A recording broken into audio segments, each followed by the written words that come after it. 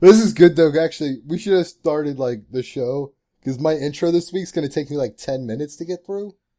You fucking tard. Why? I got a whole song. What? I'm going to send you the file with the music you have to layer in. So when you're not on for a couple months, this is what you do in your free time? Yeah. Give yourself a theme song. I downloaded fucking, Fruity Loops. You know Fruity Loops? No. Do you ever hear of Soldier Boy? Yes. He made his debut album using a trial version of Fruity Loops. So I pirated the real version and I got a real sick beat. Took me like fucking about a month just to get that down. The lyrics luckily come naturally. Oh, I bet. You're just a freestyling wizard. That's actually the name of my freestyle group. I think you should probably bust some rhymes for us like right now. Andy, give him a beat. Toy Story 4, and an asshole. Wreck-It Ralph 2, really ripping off a Kim K meme. Incredibles 2, thought this was a typo by Brian and was supposed to be 3. Live action remake of Dumbo, Aladdin, and Lion King. Dumbo, Tim Burton to God. Live action animal movies suck. Last Jedi behind the scenes. Video tour of Star Wars Galaxy's Edge. Star Wars Hotel. Those are my notes. He's just reading the bullet points of what we're going to talk about on the show. It doesn't even rhyme. No.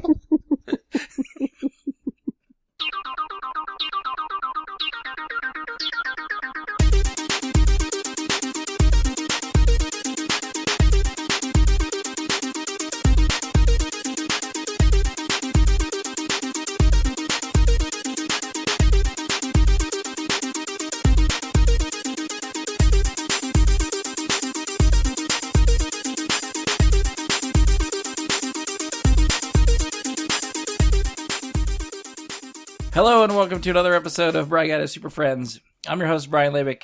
Joining me for this episode is Andy Stolz. Hello, podcast people. Ian Leidick's back. Hey, what's up, guys? I need you all, please, to check out my new podcast, Babylon, Let Us Begin, where we are always talking about Babylon 7. This week, on Babylon 7, Babylon, Let Us Begin, we are talking about addiction. That got real serious real quick.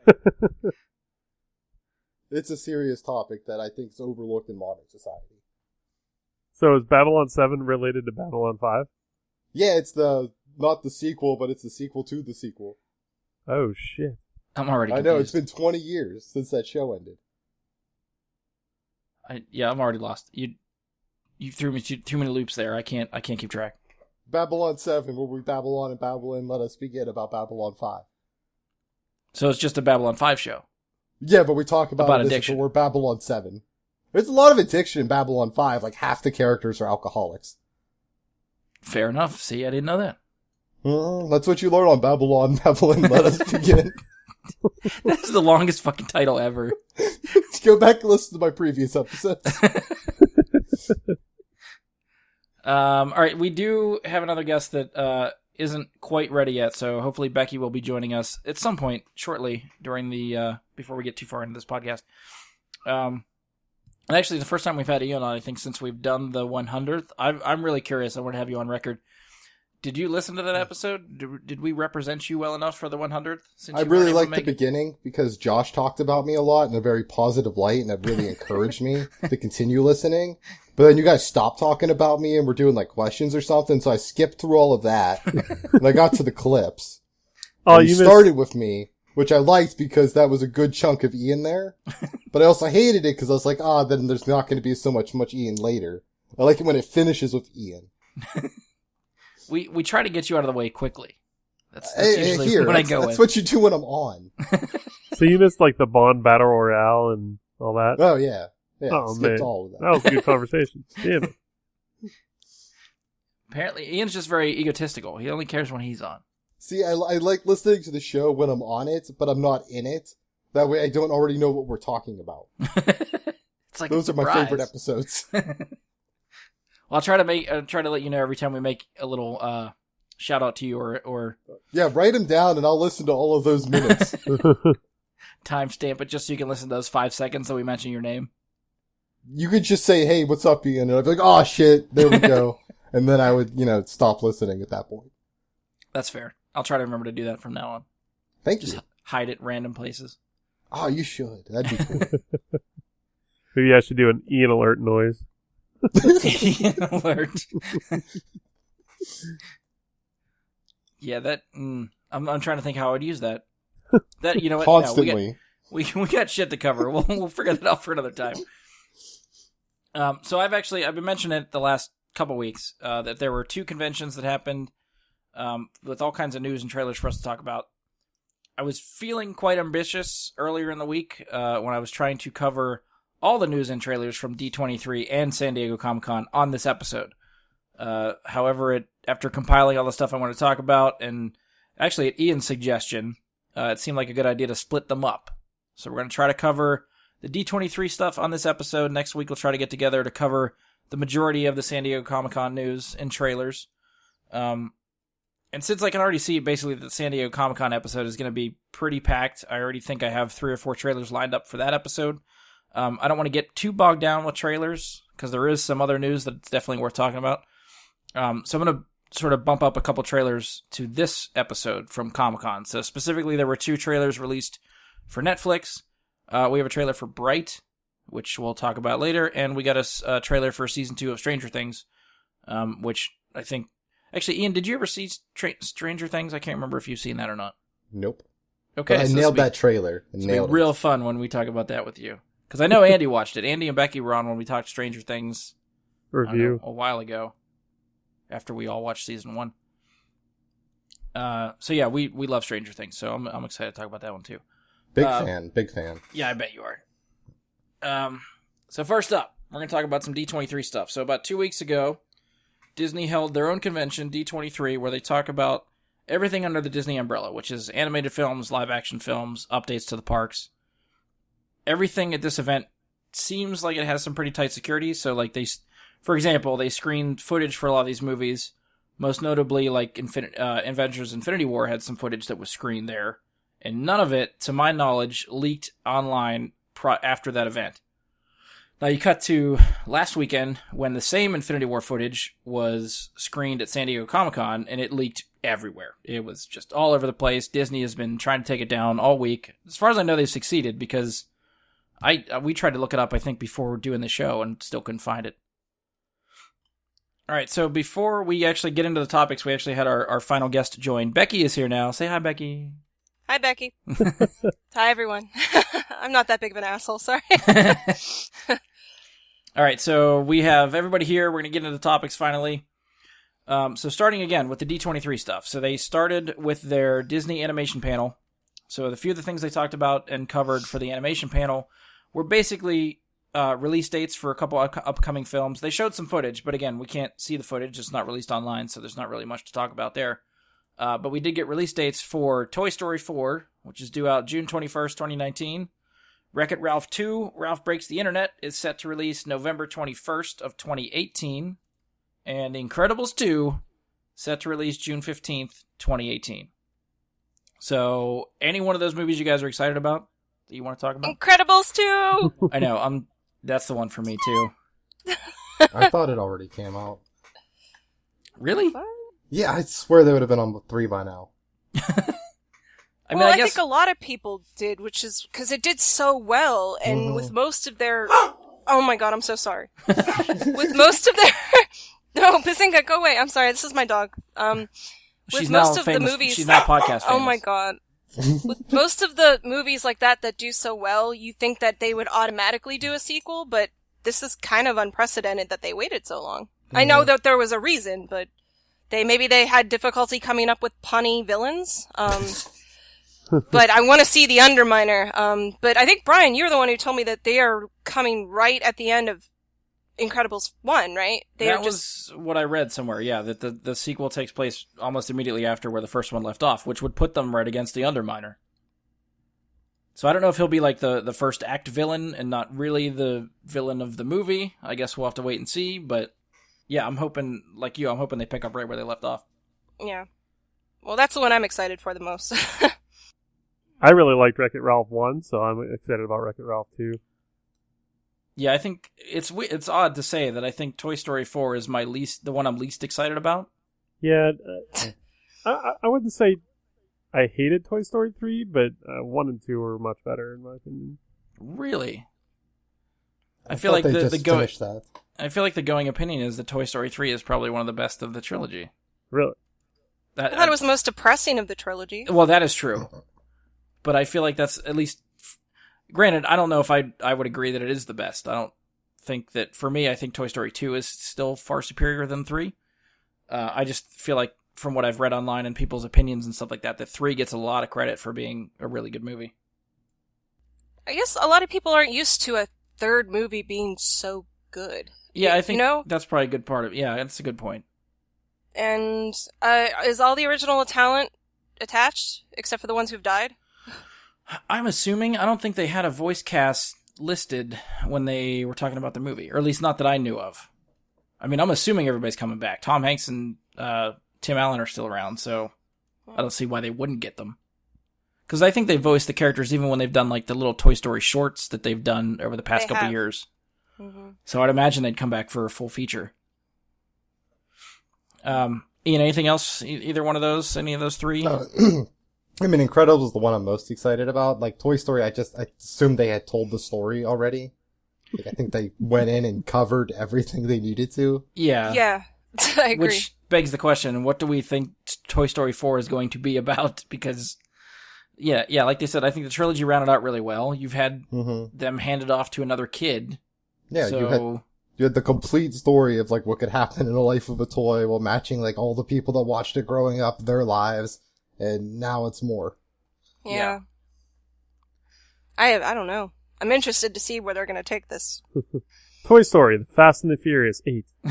Yes! Oh my god. Yeah. And they're going to bring in Paul Walker, and they're going to take CGI and just fuck it up. Yes! Oh my god, yeah. And they jump over like a fucking planet. Yeah. You know, we're joking about it now, but think about it. Everything that's under Disney's roof now that wasn't before, like Marvel and Star Wars, they could put those characters into a Toy Story movie. Oh my god. Oh, we wow. could have And Marvel and Vin Star Wars Diesel figures already. running around with Woody and Like- Buzz. I don't want that. Oh, Diesel's already in a franchise. This would be perfect for him. Oh man, Groot driving a car around while jumping it off shit. Toy Story 4, doing Marvel 360. versus Star Wars. Oh, That would be the way to do it. I would watch Toy the Story, shit out of that. Tokyo Drift. I can't. that'd be even better. As long as they have that fucking Hulk car from Tokyo Drift. Yeah. That would fit too. That's Yeah. perfect. Oh my god. Now See, I know we why just- they bought all this. Yeah, we just broke the story. This is it. Can't wait to see this trailer. You're Fuck welcome, Tom Hanks. listeners. Yeah. Oh my god. Anything else you guys want to add? Because all I really got is release dates for that stuff, so I don't know if there's anything else you want to touch on. I for don't those. get why they named the Wreck-It Ralph 2 the breaking the internet thing. Yeah, I don't know. Like that's the name? so dated. Like already. Well, I think from the little plot synopsis that I heard was that Vanellope, it's a V, Vanellope. Her Sugar Rush game breaks, and they have to find a way to fix it, so they have to go through the internet to find a way to fix the problem. Oh, so Tron. They're doing Tron. That'd be cool. I'd watch Tron. I mean, that could be too. I mean, that's all under Disney. Yeah, dude, Tron 3 would be pretty cool. So, yeah, I'm still waiting for that movie. I'd like to I see know, that with movie. Daft Punk. Oh, and Vin Diesel. Yeah, sure. Why not? Vin Diesel and Vin everything. What the Diesel. fuck? Oh, dude, what if he was like the fucking bike? Like Diesel's literally the bike from Tron. They put him in a mocap suit, but they don't like do the animation stuff. So it's literally Vin Diesel like a bike running around for 2 hours to Daft Punk. Ian, what drugs are you on? Because I want them. The good ones. He doesn't even remember at this point. He just the good ones. Yeah, that's what I say to my doctors. All right, so we'll move on to live action stuff. So, again, I don't think they screened too much footage for this stuff. They basically just talked about some of the stuff that they're doing, just sort of to remind you that this stuff is in the works. So they do have a Dumbo movie coming, directed by Tim Burton. Oh my They have Live action? an Aladdin. Yeah, these are all live action. An Aladdin movie, live action, directed by Guy Ritchie. This one has a couple people listed for the cast, so I'm going to butcher this person's name, but Mina Masood? as Massad? Aladdin. Massad. Yeah. Naomi Scott is Jasmine, and they just cast Will Smith as the genie. Oh, Yeah. So, I Hell don't know yeah. about that. I'm a big Will Smith fan, but even I'm like, I don't know. Oh, dude, he can do comedy. I don't know He's that got such a range. I don't know that I would want to follow up Robin Williams. Right. yeah. Yeah. Well, you know what happened with the Aladdin straight-to-video stuff, the sequels, right? He refused to work on the second Aladdin because they pissed him off, and because he wanted to go uncredited for the first Aladdin. And Disney just broke that promise to pieces. So he refused, and they got a pretty talented voice actor to do the second one. And then he was like, okay, I'll come back because kids love the genie, and he did the third one. Huh. So maybe they can, I mean, they could have always gotten that voice actor because he did an actually decent job at holding it up. I don't know who that was. But it was like one of those professional voice actors who can, do other voices. Right.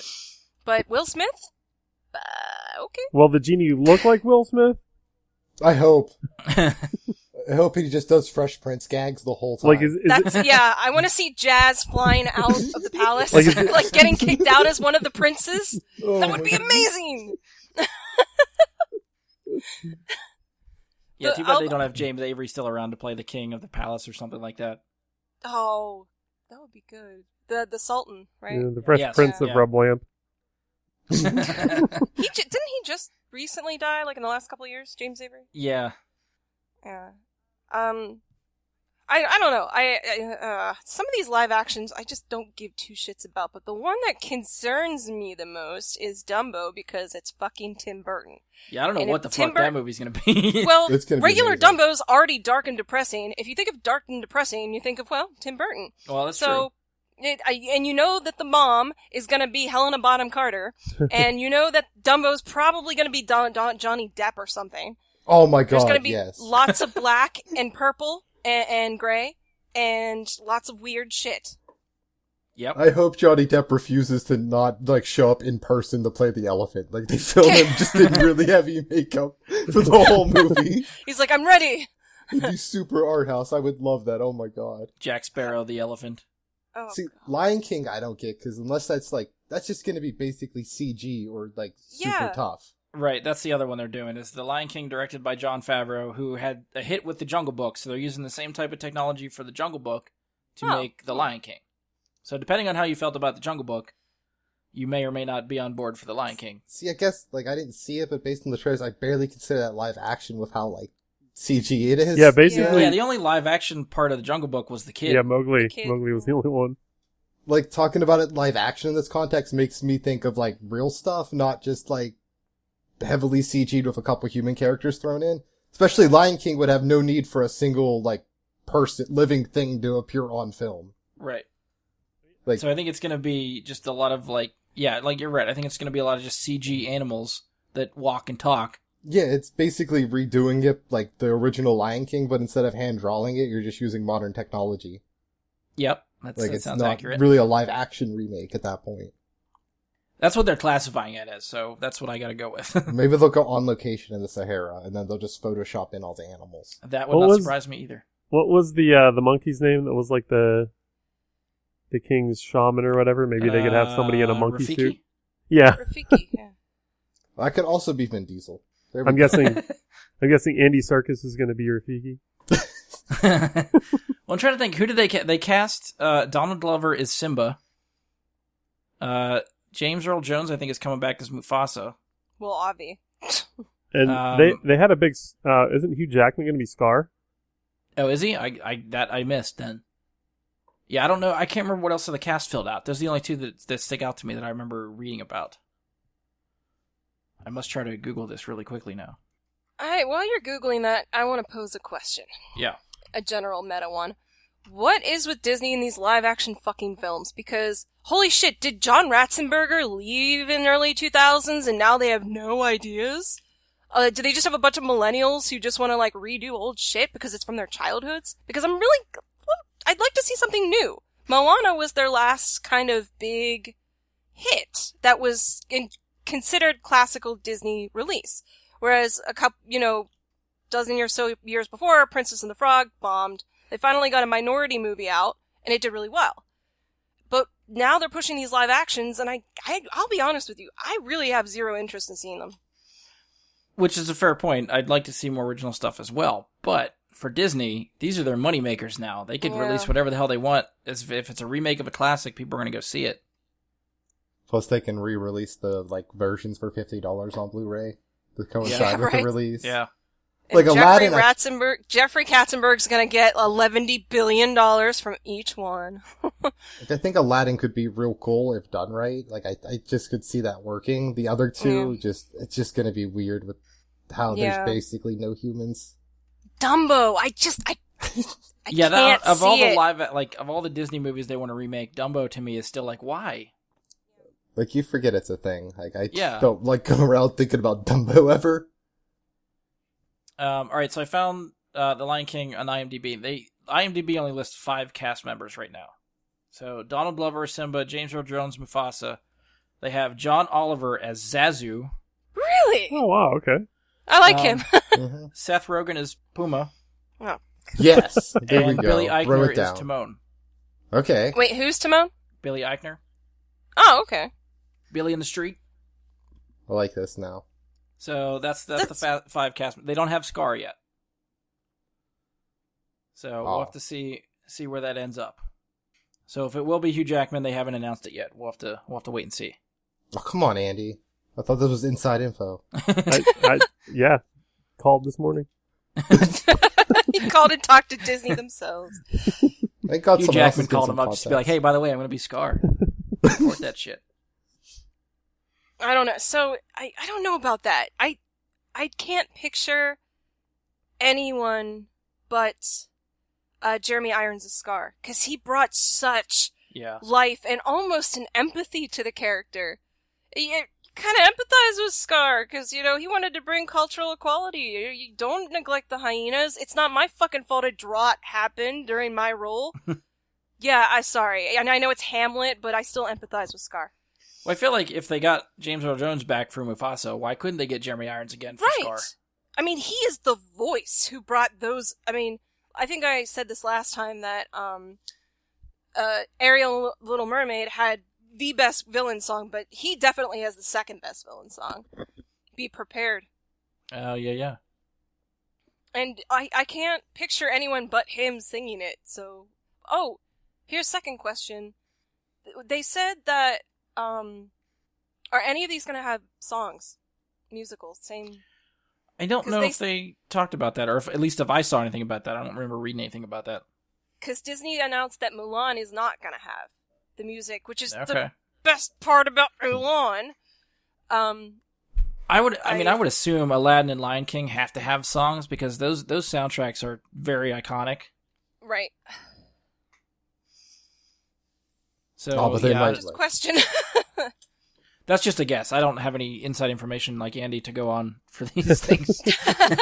His inside, digital Matrix-like source into the Disney empire. Right. I just told them I was an official correspondent to Brad Guy and the Superfans, and they're like, we'll give you all the beans. Oh, see? That's why they give you false information, because they're like, fuck that podcast. That's great. So I guess, I don't know, out of those 3, is there anything that you guys are looking forward to more than the others, or are they all kind of questionable for you? Aladdin, Guy Ritchie, I think. Mm-hmm. Yeah. Yeah. I think Ian mentioned it. I think Aladdin is the one that has the most potential to be different. I mean, Tim Burton just could be different, but in the weirdest fucking way. So I don't know, but I think Guy Ritchie's Aladdin could at least be enjoyable. I'll enjoy Dumbo in 5 years, on a real late Saturday night at 3 a.m., wondering what am I doing with my life, and Dumbo will answer that question for me. Set you on the path to redemption. I don't know, a further depression. Lion King was one of my favorite Disney movies, so I mean, I'm kind of looking forward to that one, but the whole. I mean, I don't know. It's going to be odd. Yeah, we'll have to wait and see. I mean, I enjoyed the Jungle Book. Even just from a technology standpoint, I think the tech worked really good for the Jungle Book. Yeah. So I like Jon Favreau and what he's doing. I can't believe that Gutter from fucking PCU is making brilliant films.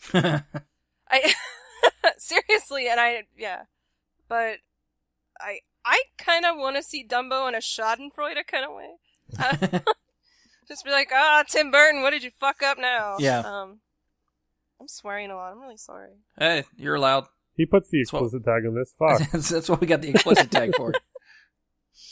All right, so we'll move on to Star Wars. So with Disney's live action panel, they also covered Star Wars. So they debuted a behind the scenes video, which is available online to watch. I think it's actually the only video they put out over that weekend that was officially released online for people not in attendance. So just from the behind the scenes footage that we kind of checked out before this, did anything stick out to you guys from any of that? I mean, it's not a trailer, so there's not probably too much to dig into, but... the thing that stuck out to me the most was how much I think I'm going to miss Carrie Fisher. Yeah. Yeah, even the way that behind the scenes ends, like, it's just still another type of love letter to her. Yeah. And just seeing her, like, kind of carrying on and dancing and stuff with, like, Mark Hamill and all the other people, it just... That's a pretty heavy loss for the Star Wars universe. Yeah, it's one of those things where, like, I know she's dead and, like, that she's passed on and stuff, but I'm not going to notice it or feel it until we get to, like, episode 9, when she's just not on film anymore. Have they said anything about how much CGI they're going to use? For... her? In 8 or 9? Either. I mean, honestly... I thought they said that they weren't going to do that to her. Yeah, I think they ruled it out for 9. Okay. So, yeah, because that was a possibility. After seeing, like, Rogue One, there was talk of possibly using, like, a CG double for her for stuff in Episode 9.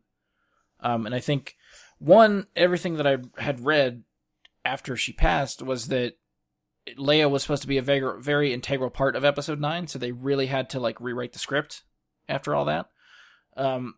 So I think one of the alternatives they were looking at, instead of, like, really heavily rewriting the script, was to use some of the scenes that were already in the script for just a CGI double for Carrie Fisher. But I think, after a while, I think they must have just decided maybe it's in bad taste and it's still a little bit too fresh. Maybe the technology isn't there yet. Like, that's something you don't want to do and have it look shitty, because I think that would take away from the intended effect of what you're trying to do. It's not going to be like one last hurrah for her. You're just going to be looking at it saying, why the fuck did they do this? So, yeah, I think they ruled that out. So I don't think we're going to get any Princess Leia in Episode 9. So I'll be really curious to see how they sort of write that off. But we might get, like, side stories from Princess Leia just based on other people's conversations about things that she may have done or had happened to her and stuff. But I don't think she won't be on screen. Right. I hope they give her the proper tribute, because, man, I love her so much. Yeah. I think Carrie Fisher is just amazing, and she joked about herself, and she had a way about making fun of herself, and I don't know. I really like her. I respected her, and even, I mean, did you see her urn? It was a giant pill. That was great. I didn't see that. Yeah, she planned it, and I just hope that they give her a proper send-off. Yeah. In either of the movies, quite frankly. Yeah. Anybody else? Anything else stick out to you from the behind-the-scenes stuff? The super dapper lizards that appeared on screen for a total of a half second. Yeah, Ian's real excited about those. Yeah, these guys, they killed it. They didn't speak. I didn't see that. Yeah, you blink and you miss. I had to time it to get a screenshot of them. And I'm really excited for the Wolf of Wall Street remake with them. It's coming out in 2019, I believe. But that they do have some dapper suits on right there. Oh, they do. But the opening shot, too, with like all the dust or sand or whatever blowing over the camera just looked real cool from another camera. Yeah. That was just like fun to watch. Like I could just watch a movie about dust blowing when it's that cinematic. Fair enough. Dust Bowl, a Star Wars saga. Wait, yeah. You got a screenshot of this? Can you email that to me? The dapper lizards? He put it up on Twitter. If you follow Ian on Twitter, it is up there. Well, I'll find it now. Couple things for me. One, Ryan Johnson's lobster sweater is fucking fantastic. I missed that. I don't think I was looking to see what he was wearing. He was talking to Carrie Fisher at one point and like leaning against something in the middle of the room, and the back of his sweater was just this big lobster. So that looked fun. Really comfortable too. I think there was a shot with Daisy Ridley practicing what looked like against like 3 other people, so I'm hoping we get some sort of sweet fight scene with her taking on a bunch of people. The little lizard people Ian was talking about, those are shots from, I think we had a couple shots in the behind the scenes footage for a casino area, which I think they dropped the name for that, and something else is called, I think it's the Planet, or at least that casino. It's called Canto Bite, which is it's basically your cantina scene, I think, for this movie. They're gonna put a bunch of aliens and stuff in that portion of the movie. So there's a lot of creatures and designs and stuff like that were shown in the behind the scenes video that I think look pretty cool. Other than that, we got our first shot of Laura Dern, who has purple hair. So I'm not sure who she's playing. If she's part of the casino club thing, or if she's another character, I don't know. But I don't think I knew that Laura Dern was going to be in this. Yeah, that was her. Yeah, I mean, other than that was pretty much it. There isn't too much to dig into, again, because it's not really a trailer. So they're still trying to keep all the spoiler stuff under wraps, which I can appreciate. So it did look like all the actors were having fun, which is a good sign. Yeah. It sounds like it's, or at least from the look of things, it looks a lot better than what we're assuming is going on with Han Solo. Yeah. I would have liked if they would have shown, like, the behind-the-scenes footage, but they're all mad at each other and swearing at each other and threatening to get in fights. That would have really brought, like, a nice edge to it, I think. But, it's going to be a darker story. That's why they brought out the red text. So the red text automatically means everyone's fighting behind the scenes. Oh, constantly. I also like just seeing, like, them doing, like, Rey doing stuff with lightsabers without the effects on. Like, I guess that was kind of, like, nifty to see. Yeah.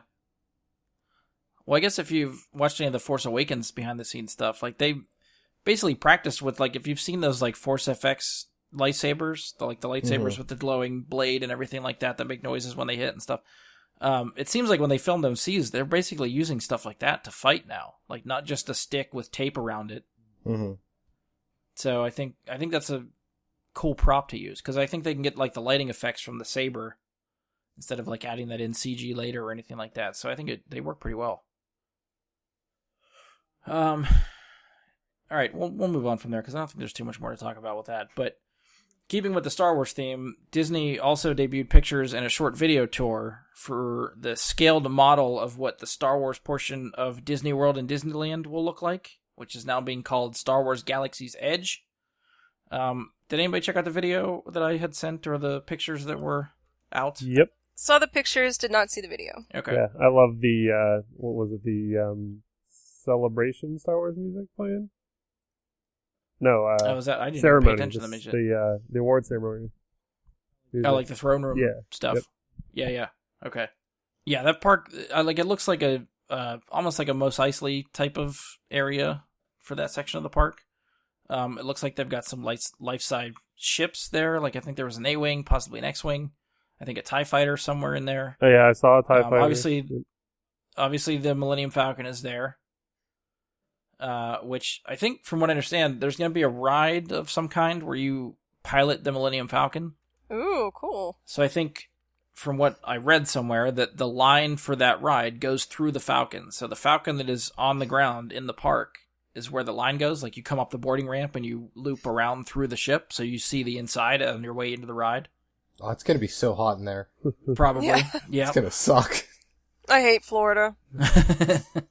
I've been to Disney World once, and although I would love to live in the Haunted Mansion and would probably do that, the other parts of the park that are outside or in a hot place, not so much. Yeah, it's very humid, so that doesn't help anything.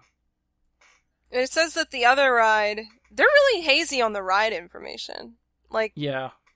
The one is the Millennium Falcon, and the other one is a battle, like an interactive battle between the First Order and the Resistance. Oh, okay. So that information was released 2 days ago. So okay, those are the 2 ride/attractions that they're working on. Yeah, I would assume there's more than that, but I guess that's probably just all they're talking about right now. I know they said with one of the rides, like, how well you did on the mission. I'm assuming it's going to be this one against the First Order, what impact your, like, future experience in the park, like it's a story playing out over your, like, day there. Huh. Yeah, they seemed really adamant about how interactive all this stuff was going to be. I know, which scares me because, like, how do you pull that off for that many people over a given day? Where they each feel like that little special, like, person. Yeah, because this will sort of segue into, they announced a Star Wars hotel that's going to be used at Disney World Orlando, which, like, they're calling it, like, the Star Wars Hotel Experience or something like that, where basically everyone at the hotel is in costume, playing a character. These are the people that work there. They're in the Star Wars universe, essentially. Cast members. Right. So you get there, and they've specifically said that every guest will have their own storyline, which will, quote, touch every single minute of your day, end quote. See, that'd be too much for me. I'd panic. When you're taking a shit, you are living out your Star Wars story. I don't want anything touching me while I'm taking a shit.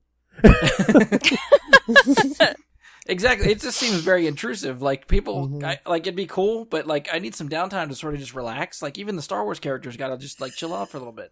Have a drink. Or 5. Yeah. Yeah. But, who are you guys aren't, like, crazy cosplayer, like, Star Wars enthusiasts. I mean, there are people who will love that. I mean, come on. No, These are like the Ren Fair participants of Star Wars that are gonna like this.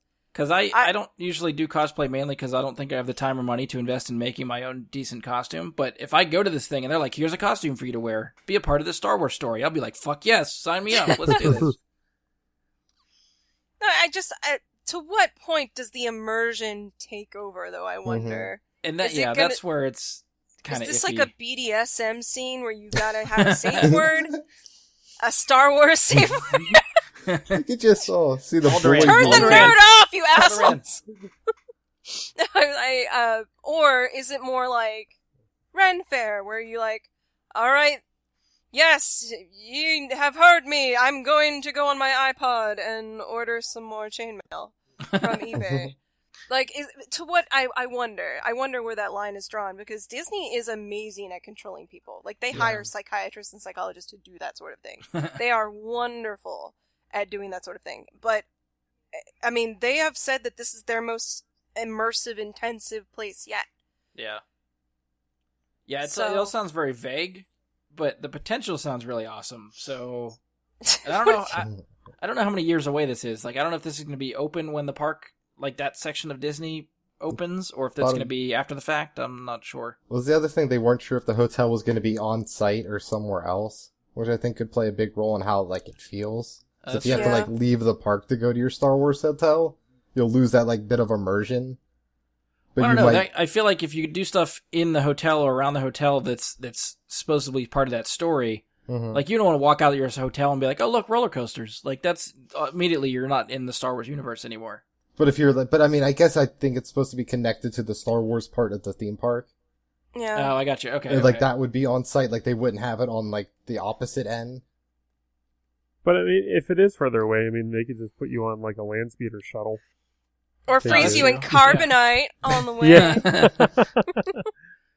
Well, I think they even said, too, that the hotel, since it's supposed to be part of, like, a space station or spaceship, that all the windows for this Star Wars hotel do not show the outside of, like, downtown Orlando. Every window shows space. Cool. That's cool. So are they windows, then? I guess they're not. Maybe they're just, like, view screens of an LCD screen of space or something. I don't know how they're going to do it. Well, maybe they actually put you in space. This is actually a new SpaceX program. All right, guys. No longer Star Wars. You're all going to be on Ender's Game. Prepare to fight some lizard people. It's going to be amazing. Shit, I'd play that too. That sounds I would cool. too. I would totally play that game. Are you kidding? I don't care that suffers from the Chick-fil-A effect. I love that book, and the movie kind of wasn't as good. Wait, back up. What is the Chick-fil-A effect? The Chick-fil-A effect is when you like something a lot. Like, a lot of people love Chick-fil-A and say this is the greatest fast food ever. But they are anti-gay, they are they are pro-religion to the point where it's Hobby Lobby bad. Okay. Orson Scott Card is similar. He is extremely LDS. He's a Latter-day Saint. He's incredibly homophobic. He's racist. He's a lot of things. He's spoken openly on being anti-gay and anti-black. He didn't like what the Mormons did to okay black people in 1978. But those thoughts and his Mormon visit in Brazil, which a lot of people equate to Nazism, his, Brazil, Nazis, whatever, Argentina, say that mind and that religion experience is what created the, militaristic experience in Ender's Game. I'm sorry, I don't mean to get off a tangent, but that's the Chick-fil-A effect. Whenever you like something a lot, but you go, oh, the creator's kind of a douche. Okay. Especially when it deals with things of like religion and homophobia and racism. Right. Chick-fil-A effect. Gotcha. Okay, continue. Sorry, I didn't mean to cut you off. I was really confused there for a second. Yeah, no problem. I would love an Ender's Game theme park. I want to be in that cell and shooting at stuff and flipping around. I think the zero-G stuff would probably make me sick as hell, but I would still want to try it at least once. Yeah, but I mean, they could put you on those jumpy things, like you could just be like Guts. You know the show Guts? Yeah. Where they're on those like bungee things? Just do it that way. That might be a little bit more my speed, yeah. The 90s Nickelodeon version. Yeah. Over to Mo. Mo! Only if Mo is officiating. Oh, yeah. So do you think any of their guests will get space dementia if all they're seeing is space? And they start freaking out, like, get me outside! Yeah. There's nothing out there, holy fuck nuts! I mean, I figure you wouldn't be that long in the hotel, but I guess it could be super weird not having, like, the sun. Yeah. At all. You can't, like, you're just all disoriented. They, like, lock you in the hotel for 3 days. You can't get out until your story's done. And you have to, like, commit to it, too. You gotta start using your own fucking, like, made-up name they gave you when you walked in. Like, Roots. So I guess it has potential to be cool, but it also could be some sort of sex trafficking hotel. I'd wait, like, a year at least, let everyone else work out the bugs. Yeah. If anybody's gonna die, let them do it in the first run. We'll come down later. Exactly. I'll be fine later on when they tweak it and make it a little better. And they decide to add some real windows. Yeah, that's actually. I'm curious now if people are gonna freak out not being able to look outside. Like if that's gonna freak people out. It's always. I wonder if there was an actual emergency. Would they blank that out? Like, okay, fire! You need to see where you're going, people. Yeah. That's really immersive. I really like this whole fire setting going on.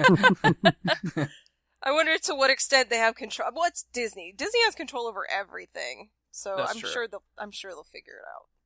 And I wonder, as a daughter of a fire chief, I honestly wonder if that fucks with the fire code. Like, especially in Orlando where it's dry. Well, it's muggy and hot, but still, they have fires there. And I honestly wonder, well, is this to code? We don't know. Ask your Imagineers. Yeah. They probably know more than we do. You're so far ahead of us. Sorry, I always get on your tangents, don't I? No, we're good. It's all good. Disney's gonna take all of our money probably eventually anyway, so this is just another reason to just give them stuff. Stupid question, because I know you guys don't know this. When did Disney acquire Star Wars? Ooh. Figured you guys would know that. Yeah, I don't know the exact year. Let's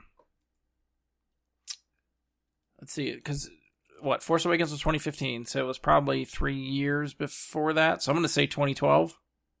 Okay. Because probably at least a 3-year development cycle for Force Awakens. Oh my god, if you Google when did Disney, the first thing is buy Star Wars. 2012. October 30th, 2012. You are. For $4.05 billion. Holy damn. Yeah. Alright, so we'll move on to the other thing Disney purchased a couple years before that was Marvel. So their live action panel was what wrapped up, I guess the Disney live action stuff was Marvel. They wrapped it up looking back at the MCU, because 2018 will mark the 10-year anniversary for the MCU. So they showed... There's descriptions of this, I guess, if you want to read it, it's out there, because the actual video is not. But they started sort of looking back at the last 10 years of the MCU. So the video started as some sort of a flashback thing. People were not expecting to see Infinity War footage, but the video just transitioned into teaser stuff for the Infinity War movie. And again, this video did not leak from D23. If it leaked, it was from San Diego Comic-Con last weekend, so there might be, bootlegged versions of it somewhere, but the link that I had found Saturday night into Sunday, worked until about Sunday afternoon, and then it was gone from YouTube. And every other link that I've tried to find on YouTube has been closed down. So I don't know if there's some CD sections of the internet where you can find this video if you want to look. But I know it's not on YouTube anywhere if you try looking for it. Did anybody see or read descriptions for the Infinity War footage at all? No. Nope. Becky, nothing? Sorry, no. Good topic, Brian. Just, I was curious. So I didn't know if sorry. anybody hunted it out. If it's worth talking about or not, but... Do you know anything about it, Brian? I found the footage, I watched it, I had read the description. It's just a lot of quick cutting stuff. Like, it opens, Right. I guess, with the Guardians of the Galaxy are flying through space, apparently going somewhere kind of seedy, where they run into Thor floating through space. He just hits the windshield of the ship. So they pull him inside, Mantis wakes him up, and he's obviously like, who the hell are you guys? And then it just kind of cuts to other things. So there's a lot of just quick cuts of scenes and people and stuff like that. So you see, I know there's one thing of, like we sort of talked about it last week, I think, where Homecoming may or may not have a spider sense for Spider-Man, but there's a clip in this footage, Peter Parker's on a bus where he looks down at his arm and his hairs start to stand up. So I don't know if that's clear enough that like now he has spider sense or something. So that was something they showed. They showed like Thanos grabbing Thor's head, punching Tony Stark. There was a couple action scene clips of Spider-Man wearing a new suit. Doctor Strange throwing out these portal platforms, which Star-Lord was jumping on while firing weapons, which was pretty fucking cool. And I think it ended with the Avengers and Thanos on some sort of other planet in space somewhere. Pretty sure Thanos has the gauntlet, and there's a moon behind him where they're fighting, or at least talking at that point. Thanos gestures to the moon, crushes his fist, the moon breaks apart, and then he gestures forward, and the debris from the moon starts flying at the people that are on the ground in front of him. So he sounds like a powerful badass. It looks pretty cool. I don't know if we'll it's ever... Thanos. I mean, that's what we got to deal with. That's what they're building towards. That's what we're stuck with. They had to with the gauntlet. I mean, you're right. I'm sorry. I bitch about Thanos all the time because he's terrible. But they did take away that shitty armor he had. Yeah, which I think people were sort of bitching about because he's not wearing the armor, so you can't win with people. But Joe Russo was talking. I'm sorry, I didn't see the leak footage. I did see Joe Russo's reaction to fans' reactions. Okay. Because apparently the one question he answered is, where did Thanos' armor go? Like, you assholes care about that? God damn it. No, I guess he said, this is all about him acquiring the stones and the gauntlet and the power, so he doesn't need the armor in the way that he did when he was a warlord. It's Good point. Yeah, so, okay. Yeah, so I don't know. I think, like, Josh and I were talking just off the show about, like, if we ever thought this footage is actually going to be officially released. I don't think we'll see this exact footage ever. I think they want to try to keep it exclusive for D23 and the people that went to Comic-Con. I'm not saying we won't see clips of this. I think the first trailer will probably show a lot of these things.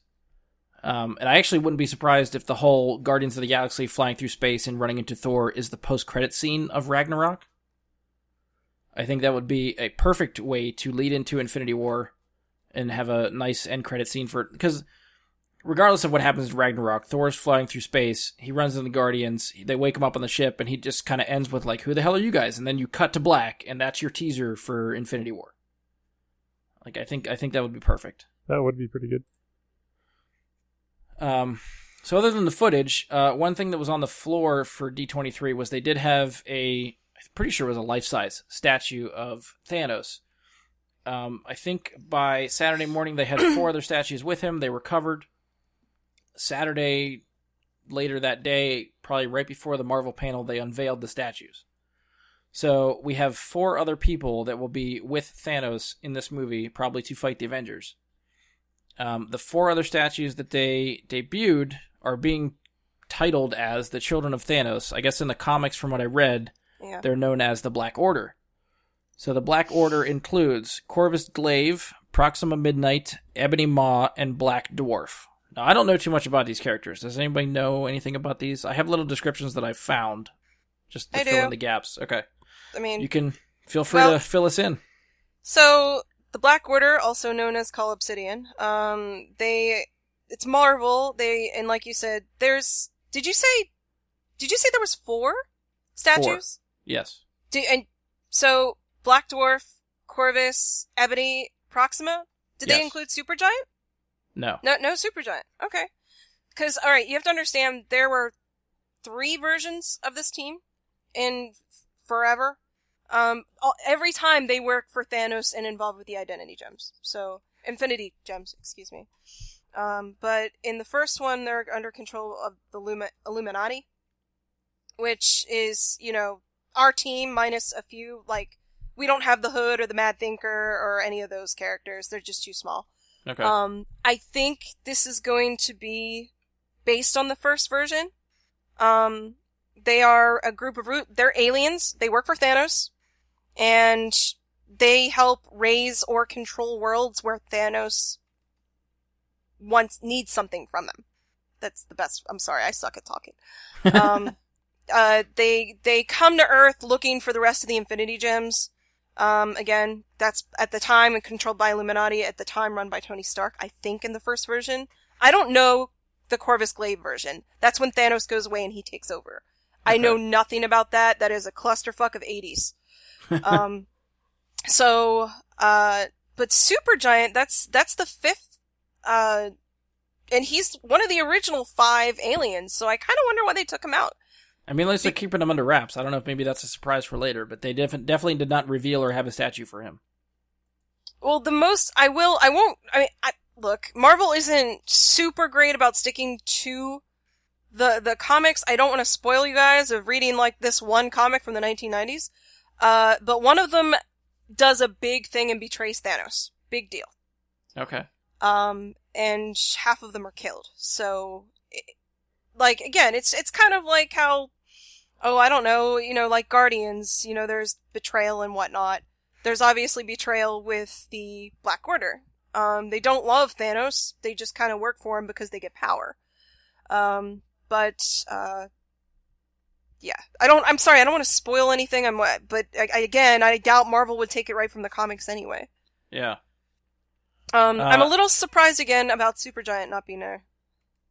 Yeah, I guess we'll see. I mean, basically, I guess they just need more things for that big of a team of heroes to punch things. Right. They can't just all be, you can't have, 15 people just ganging up on Thanos. I think they need to spread it out. So yeah, I guess that works. The little bit that I looked up just tells quick bullet points about the characters. So I guess it says Corvus Glaive is Thanos' right-hand man. He's a sadistic creature with the standard physical enhancements, but wielding a bladed pike that can cut through anything. Corvus is basically immortal as long as he holds the pike.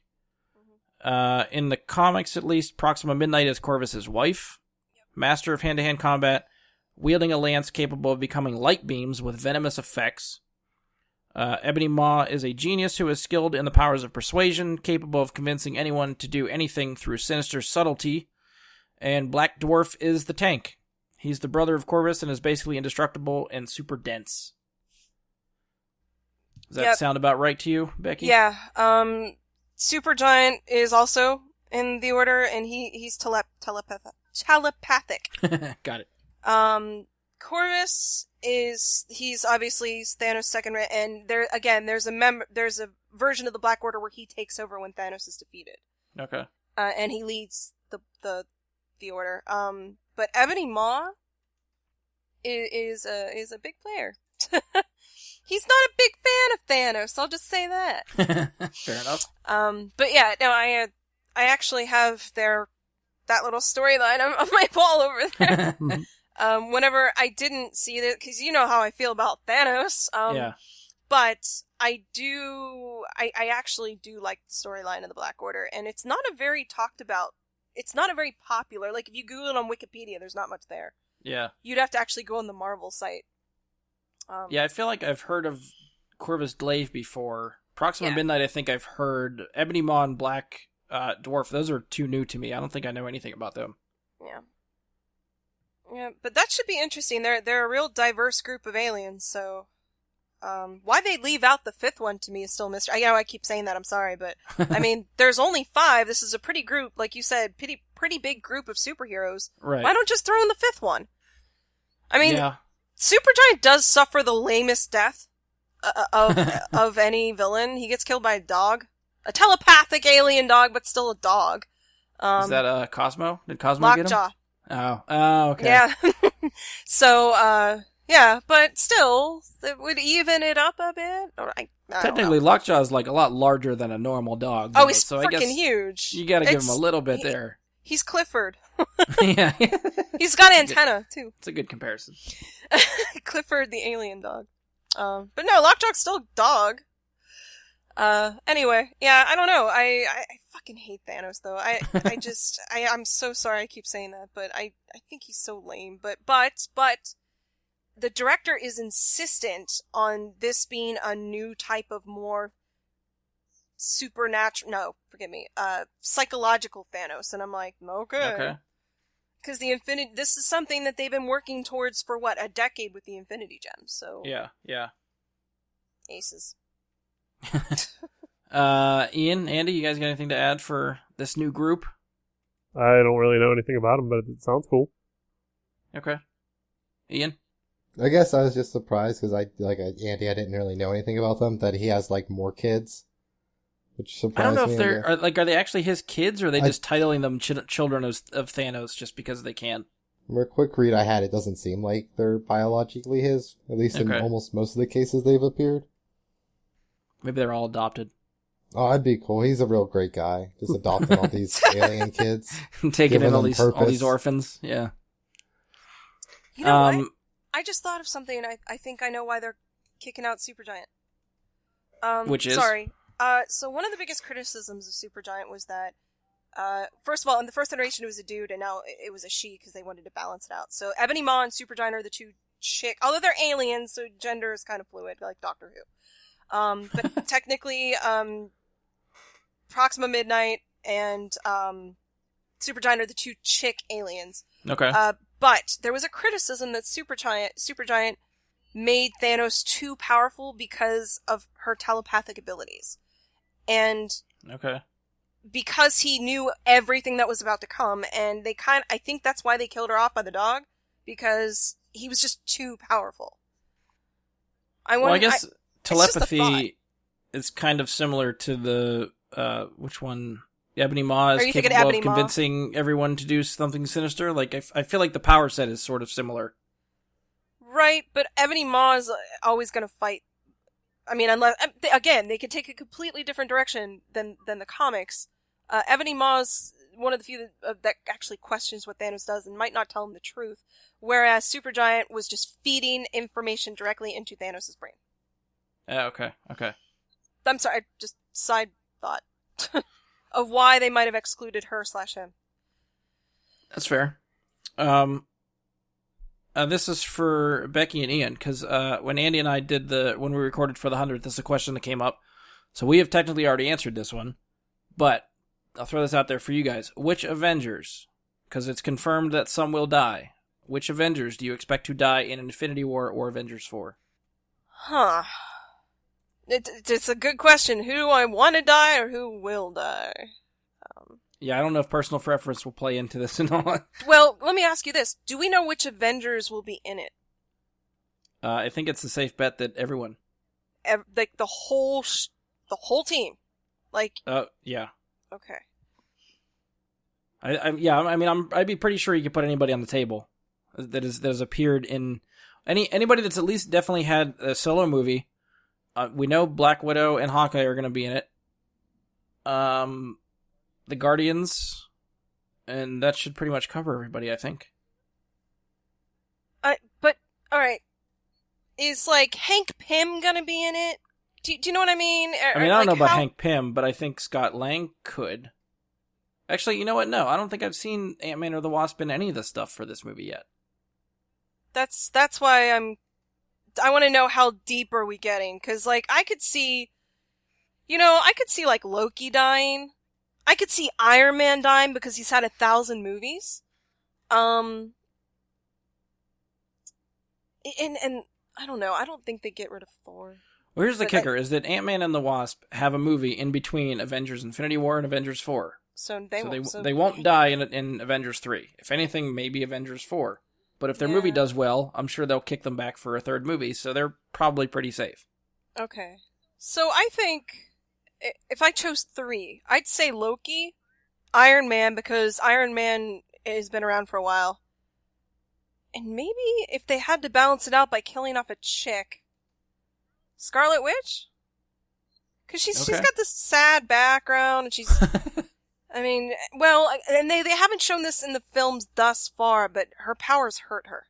So I can see that in using her powers, again, if she was up against Supergiant, but against Ebony Maw, I can see it really consuming her and her sacrificing herself to get the Avengers and what they want. Okay. So those are my 3. One little detail I always throw out is, as far as I know, unless something has changed behind the scenes that I'm not aware of, Chris Evans, Chris Hemsworth, and Robert Downey Jr., their contracts are up after these Avengers movies. There's been no talk of them renewing their contracts to come back for more movies. So do they write those characters off, or are they on the chopping block? Well, that's why I said Iron Man was probably my number 1. Okay. He's been around for a while. So you think Thor and Cap will survive to see another day? I think Thor... you know what? I don't know. I think here's why I say no, that they won't kill those 3 off. That's too predictable, and they'll do something else to write them out, because all 3 of them dying just because their contracts are up is really lazy. I can see. I think Iron Man will die. He's been around the longest. I think some other fan favorites, smaller fan favorites, like maybe like I said, Loki. I could see Loki because, dude, chicks love Loki. Well, that's a good point. I think Tom Hiddleston's contract's got to be up, too, with that, too. Yeah. Because he's been in 3 movies and 1 Avengers movie. And for equality's sake, I think a female's going to die, honestly. They always do. Okay. It would be weird if 3 white men died. No, it's true. I mean, just for consistency's sake. But, yeah, I stuck with my 3. I don't think they would kill off people whose contracts are up because it's lazy. Okay. Ian, you got any guesses? Predictions? I think Iron Man, just because Robert Downey Jr. is at the point where his name is above the title even on the credits. So I think he's clearly making way too much. Which is fair, yeah. Then yeah, I think really. Loki makes a lot of sense because, I think he's one you can kill off without pissing too many people off, in the sense that he's not one of the core Avengers or that much of a hero and does a lot for motivating Thor. Yeah. It just kind of makes sense. But if you're gonna kill one random person off, it'd be the former villain. That's who you target. Okay. And then I just want Hawkeye to die, so Hawkeye. Oh! I just thought of something. Oh god, it's obvious! Wait, before I ask you guys what you said, I'm so sorry, Ian. Vision, he has to die! They have gone on record and say there is possibly a way for Vision to survive with having the mind gem ripped out of his head. So that could either be misdirection, or they like Vision, they want to keep using them, so they have to find a workaround. Okay. There is a point in the footage that was screened. There is a shot of Vision. It looks like he's in some sort of a jail cell. He is strategically positioned in the frame where you cannot see his forehead, so we do not know if the gem is still there or not. Okay. Well, in the new, I don't know if you guys, if you pick a new, because I've talked about this before. DC Rebirth is doing amazing, whereas Marvel's kind of fallen behind in quality. But the one that's still great is Vision. If you read any current comic right now, read Vision. It's shorter. It's really good. It's Vision at home with his Vision family, dealing with rumblings of the past of Scarlet Witch. Read it. It's amazing, and he replicates the gems in order to create his family. Oh, okay. So it's not out of turn. You're absolutely right. I mean, it's obviously possible, and it's Vision. He can kind of replicate himself, and that's been written several times over. So him replicating the gem is probably not, or at least the power of the gem is not out of turn. It's just I feel like that could be universe breaking if suddenly Vision can replicate Infinity Stones to his will. Yeah. That, on the other hand, I could see them making it a big scene of Vision looking like he's dying, but he comes back because he's so damn powerful. Right. Yeah, so misdirection. So Thanos gets the Infinity Stone, the yellow one, but Vision works around it because he's fucking Vision. Yeah. I didn't mean to interrupt you, Ian. I'm so sorry. That's fine. I'm just saying, Hawkeye, I really would like to see him die painfully. I can't remember. Do you have something against Jeremy Renner or something against Hawkeye? Hawkeye. Okay. I don't like Why do you hate Hawkeye? I don't like him. I don't know. He's boring. He's Robin Hood, but like, he's just Robin Hood. Well, I will say this. I don't know how, and I've talked to Brian about this a little. I don't know how into the comic books you guys were, but Scarlet Witch and Hawkeye are just shit on screen. They have done those characters a disservice.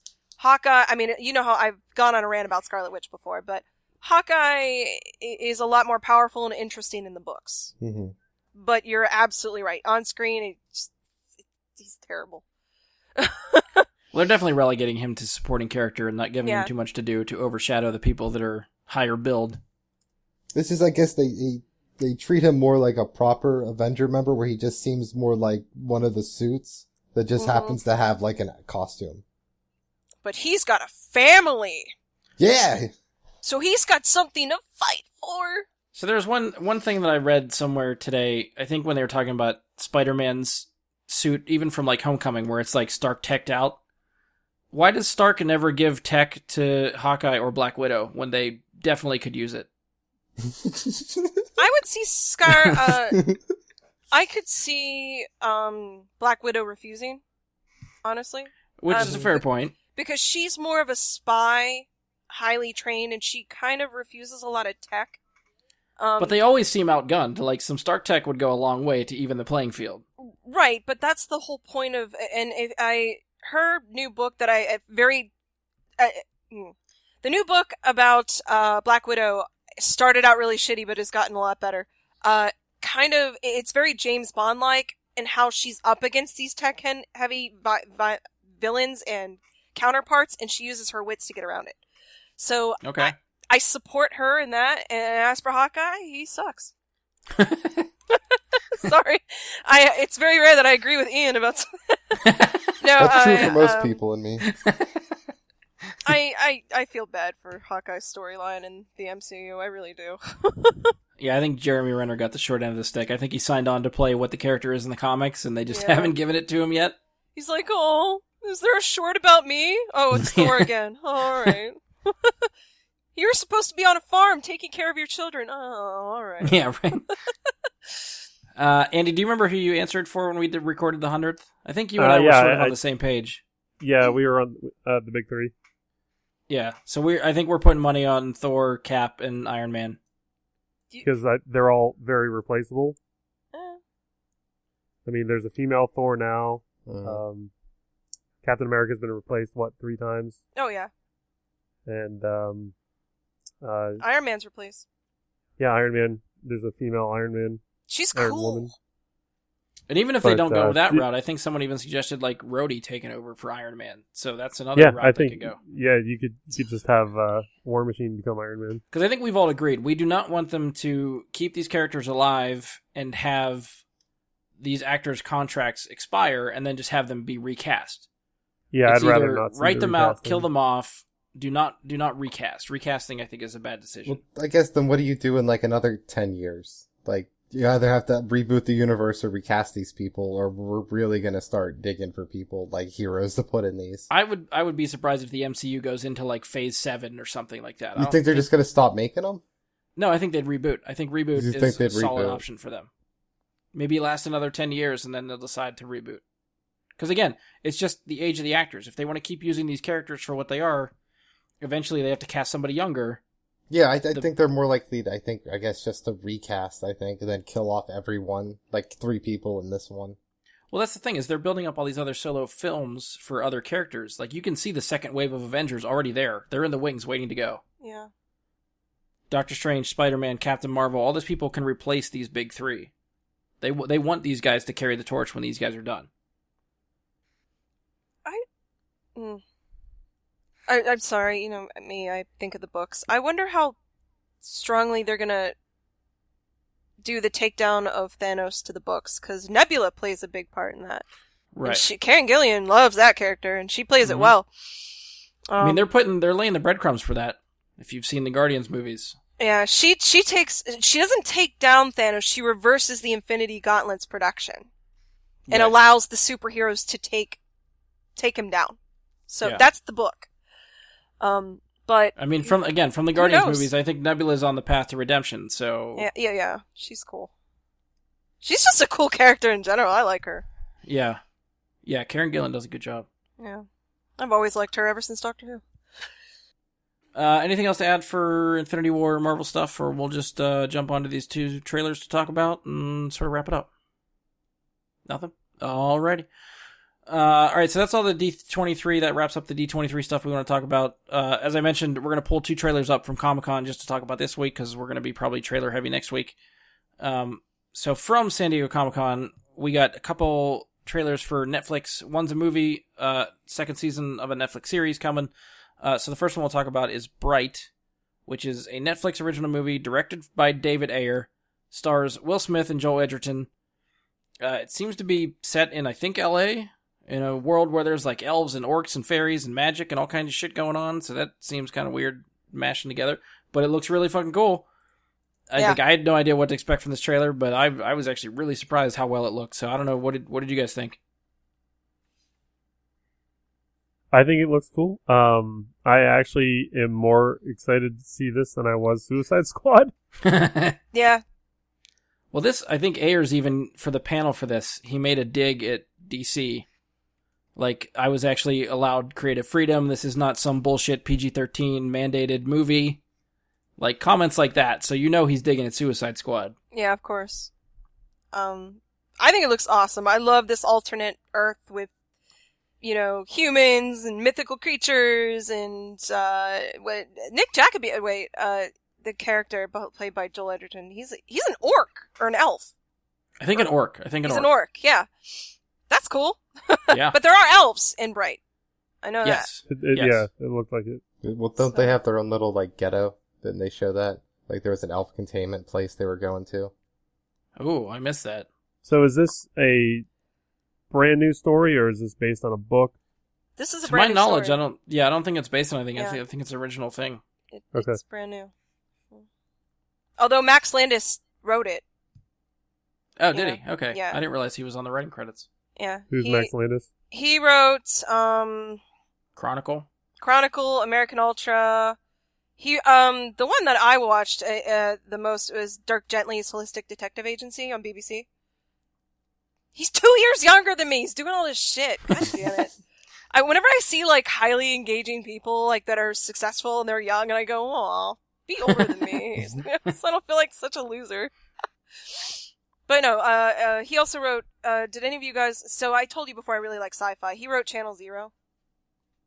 Yeah, I don't know what that is. Okay, it was on. It was a sci-fi show. But anyway, yeah, that's TV show or made for TV movie.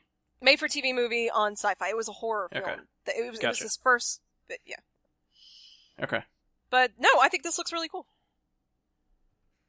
Ian, you want to chime in? I mean, I like the concept. I guess when I heard it was Will Smith doing a Netflix thing, I didn't think it was going to be something kind of out there. Thought it was going to be real normal. Yeah. And then watching the trailer, it was just fun. The fairy thing at the beginning with the guys heckling him the whole time about being a cop and beating him down, I thought was fun. And then I thought at first it was going to be more about how like a race relations thing with the orc, about him having the first orc on the police force, and they were going to go that kind of way with it. And then it's just oh, there's wands and they're god items. And it kind of seemed out of nowhere, but that seems real cool, what they could do with it, but I don't know. Will Smith's expensive, so I don't know how long this is going to be drawn out for. I guess that's not a worry, but I just wonder, is this a multiple season thing? Or are they going to try and finish a story in one season? Or I mean, it's not a show; it's a movie. It seems like a show, I guess, because it's Netflix. I just assumed it's a show. Yeah, I'm assuming just 2-hour story, and that's it. Well, did you hear what Will Smith said at Comic-Con about the being an African American? He said, "I finally get to be racist against someone." Well, no, he said it in a very artistic way. He's like, as an African-American cop that I'm playing, I get to be racist against someone, which is a really interesting perspective. Right. Yeah, he wasn't a dick about it. Well, I like that at least Will Smith is starting to have fun with his roles again. Say what you will about Suicide Squad, he was really good as Deadshot. Yes. So, coming off of crapshoots like After Earth and some of the other stuff that he's done, we're getting back to fun Will Smith. A lot of the stuff in this movie reminds me of him in Independence Day. The second one? No. He wasn't even in the second one. Yeah, he was. He killed I know. I it. just like to mention the second one around you. It's fucking terrible. It's so bad. Like, Wait. You remember Jeff Goldblum? yeah, he did not save that movie. Wait, what?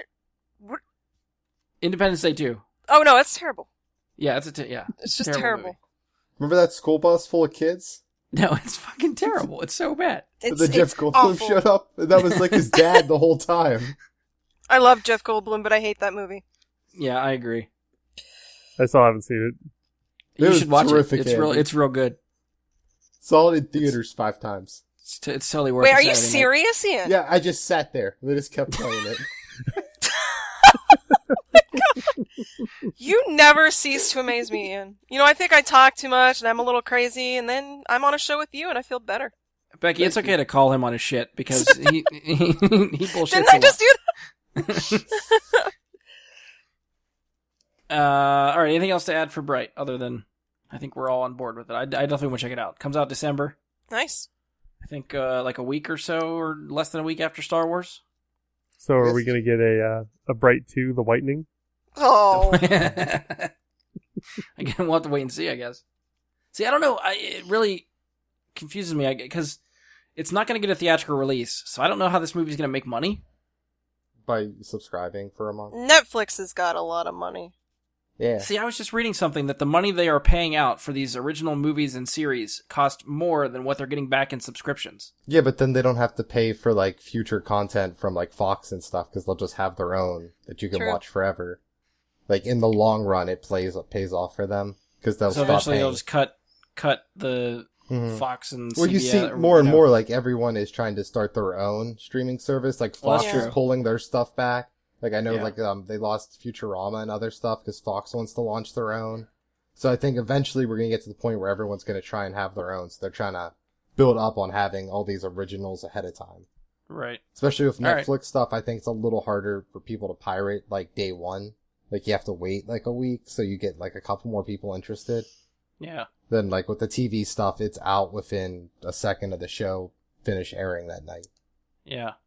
And you also gotta remember, okay, so, like, even though you can't buy, say, for example, on Amazon Prime, you can't buy Stranger Things, but they are making bank on the soundtrack and dolls, like, Prime items from Stranger Things. So, Bright might have something similar and might make money in merchandising, like Star Wars does. That's a good point, because in the trailer, they advertise the soundtrack will be available when the movie drops. So they're already plugging that product placement.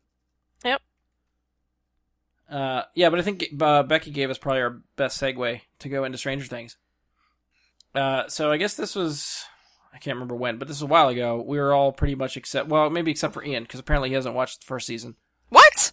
Nah, I don't have Netflix. Huh. So this is gonna be a real fun conversation with him. He's gonna be bullshitting us. How about I just talk about BoJack Horseman season 2? I'll do that. Maybe later. I saw that. I'll relate everything back to him. So I guess while Becky and Andy were there when we did the episode dedicated to the first season. Yep. So that was last weekend we got our first look at season 2. I don't know if I guess it doesn't really matter about spoilers because I don't know if Ian's gonna care. I don't know if I should throw out the spoiler alert because the trailer I guess sort of spoils some stuff for season 1, so I don't know if it's worth throwing out. Yeah, you know what? Just to be safe, I'm gonna throw out the spoiler alert now. Since it's at the end, if you guys want to stick with it, you can stay here. So this is your spoiler alert for season 1 of Stranger Things. We're gonna try to talk about speculation and what the trailer hints at for season 2. So if you haven't seen season 1, you can pause this now. Come back to us after you've watched season 1 of Stranger Things. It's only 8 episodes. Just go do it. And totally worth it. Yeah, definitely. Last warning, spoiler alert for Stranger Things. Wee-oo, spoiler! Wee-oo, spoiler! You know, something like that. Alright, so if you're still with us, I'm going to assume that you've watched season 1 of Stranger Things, so we're going to get into this trailer. So I don't know, just general thoughts. What do you guys think of the trailer? Anything stick out to you? Nostalgia. Yep. I mean, the Thriller and the Ghostbuster costumes. Woo! I loved the song choice for this trailer. Me too. So great. Oh, I can't say enough good things about the first Stranger Things, so I'm pretty stoked about this one, especially given its framing devices. I mean, really, it's all 80s goodness. Yeah. So, yeah. Andy, anything? That arcade game they were playing is extremely frustrating.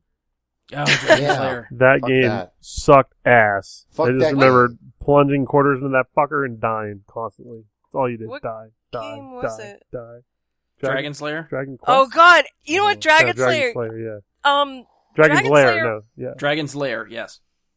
I swear, Nick Arcade. Do you remember that show, Nick Arcade?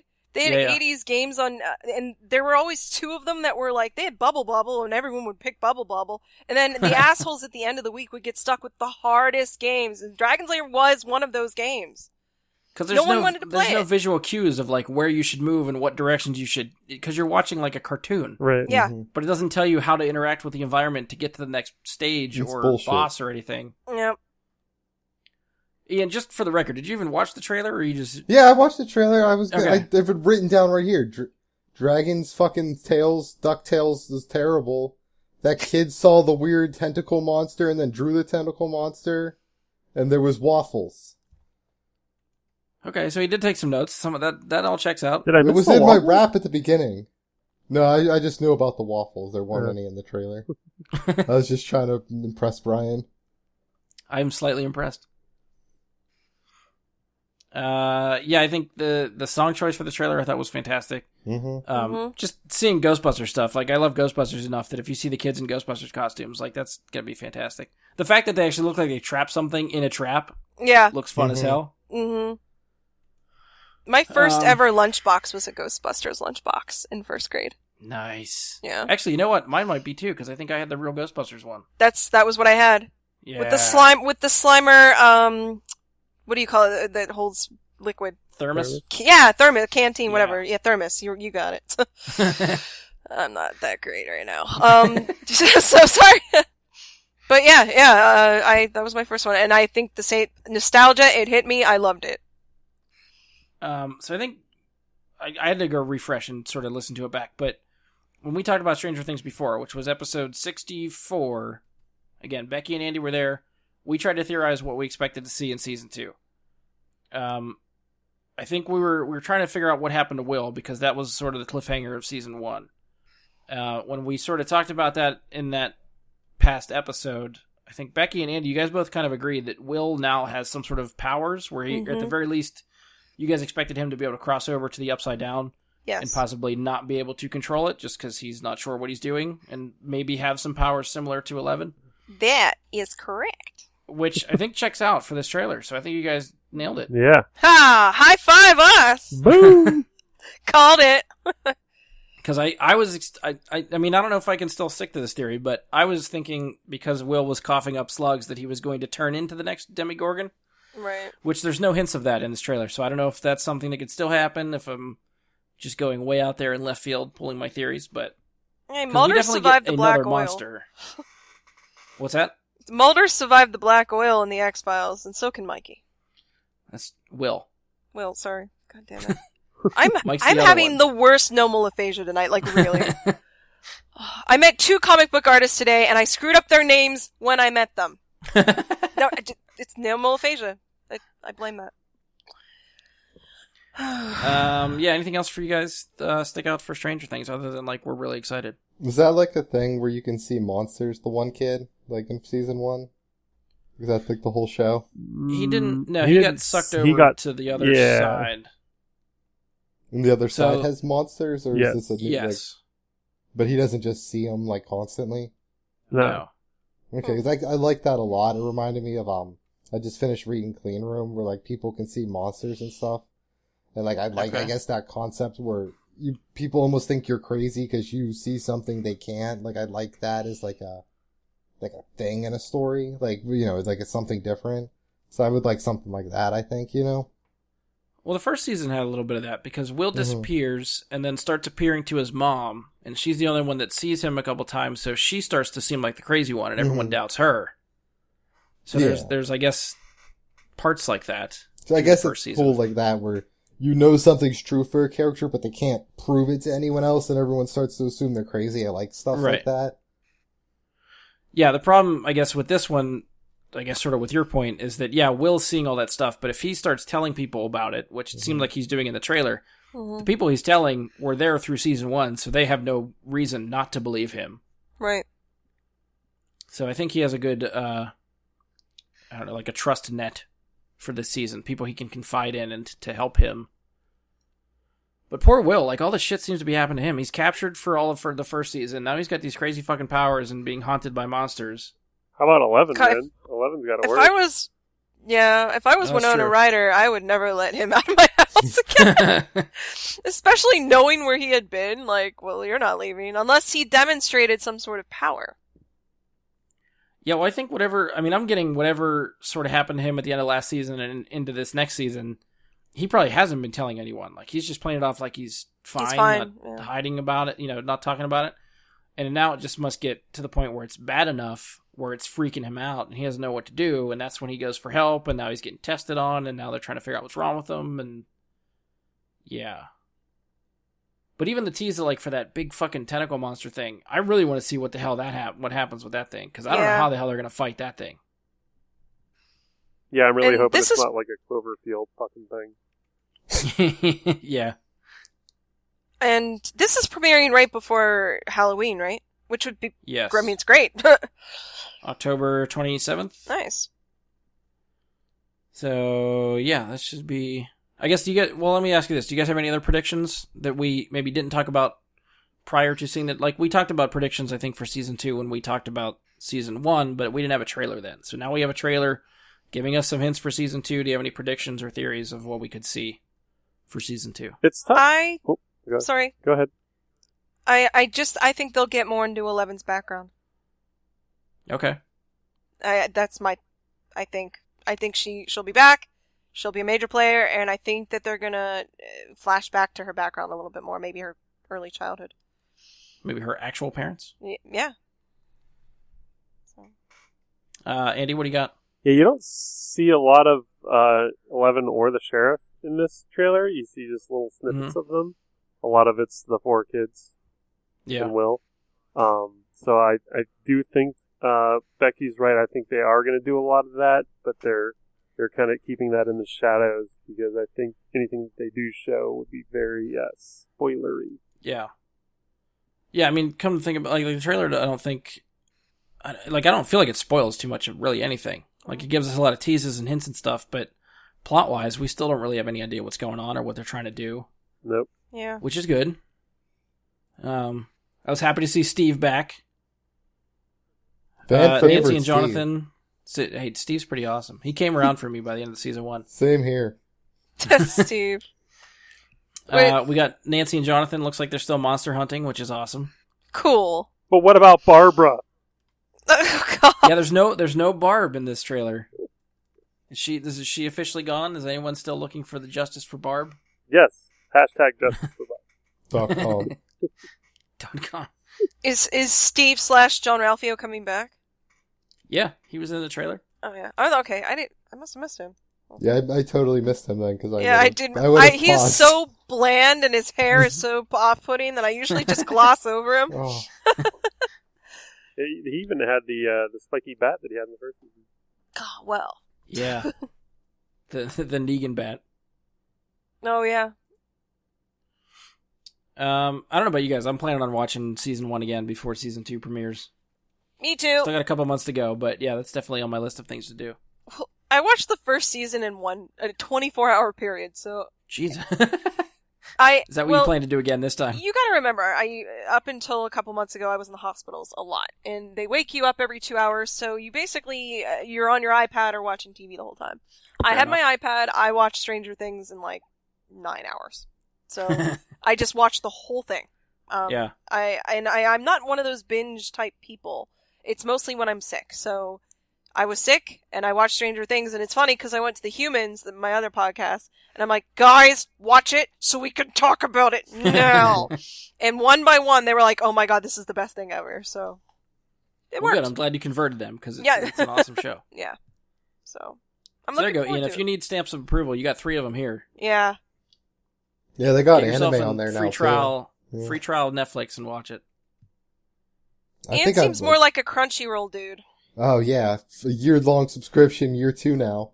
Thought so. with the VRV so I can get that CISO action bajillion. Oh, dear. Shouts out to my boys at CBB. I don't know what any of that is, and I don't think I want to. I'll explain it later. That's probably for the better. You know Crunchyroll is like the Netflix for anime, right? I knew that. Okay. Mm-hmm. Talk about that all the time. Well, he does plug Crunchyroll. I know he's plugged it a couple times before. Well, yeah, because that's how I showed you that Monster Girl show. Oh, that's true. Yeah. That intro back. that scared the crap out of Andy and I. Yeah. It's scary. I'm not getting into it. It's fucking weird. Oh my... Whatever. Whatever. I mean, I'm sure you watch a lot weirder stuff, but that was still pretty weird. Yeah, if you think that's weird, then I, of course, watch weirder things. Yeah, that much I knew. Alright, so I think that's where we'll wrap it up for this week. Again, next week I plan to cover a bunch of the news and trailers from San Diego Comic-Con, so if you're wondering why we didn't talk about Justice League or Thor or Ready Player One, you'll have that to look forward to next week. But for us, if you've enjoyed the show, please stop by iTunes. You can leave us a 5-star rating and review. Be sure to share, subscribe, favorite the show. You can check us out on Facebook, search for Bry Guys Super Friends, or go to facebook.com/Bry Guys Super Friends. You can also send us, if you want to send us some questions, comments, topic suggestions, any of that good stuff. You can email us, bryguysuperfriends@gmail.com, or you can tweet us at BGSuperFriends on Twitter. I probably check Twitter the least amount, so you're probably better off getting us on the Facebook page. Possibly even email. Twitter I'm barely on, but it's there if you want to talk to us there. Other than that, that's where we're ending. So on behalf of Becky, Andy, Ian, and myself, thank you for listening, and we'll talk to you guys next time. Arg? Bye.